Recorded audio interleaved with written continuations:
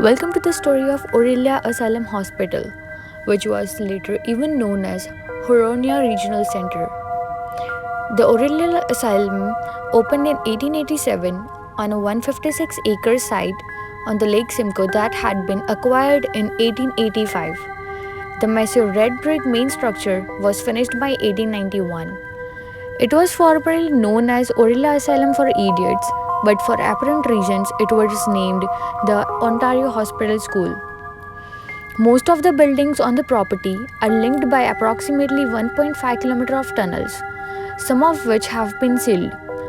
The initial construction included a female and a male house, a central building acting as a water tower, boiler house, and kitchen. And about a quarter mile away, a small plant was there which was used to produce coal gas for lighting along the railway lines. The main goal was to provide a temporary residence to those who seemed curable. These individuals would be cured using moral treatment and then return to the society. Families could have a children admitted by simply getting a letter of support from the provincial member of parliament. The Children's Aid Society also placed many children who were deemed to be difficult inside with no clinical diagnosis of disability continued to be admitted in the Huronia Regional Center. People staying over there were forced to work and were paid only few cents per hour. By the age of 10, children were working full days on the farm, in kitchen and laundries, scrubbing hallways and washrooms, stitching clothes and making boats, and shoveling snow and coal in the winter. Residents were subjected to a life of deprivation, inadequate hygiene, heavy use of restraint, and gross physical, sexual, and emotional violence.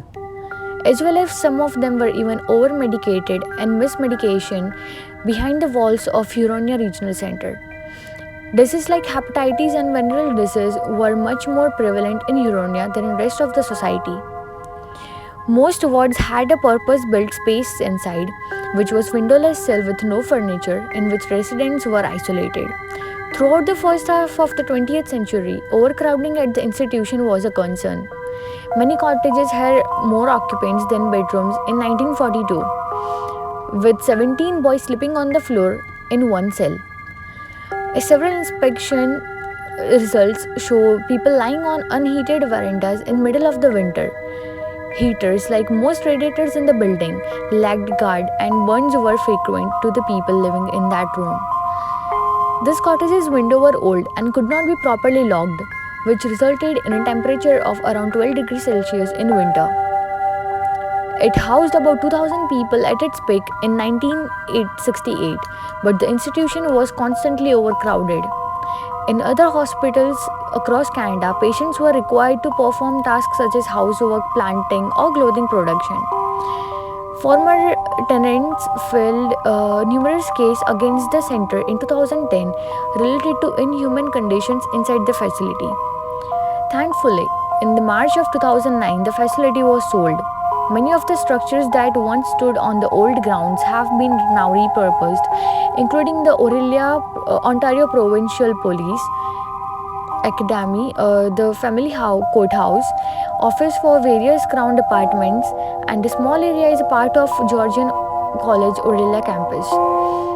The Ontario government signed an agreement with former tenants in the fall of 2013.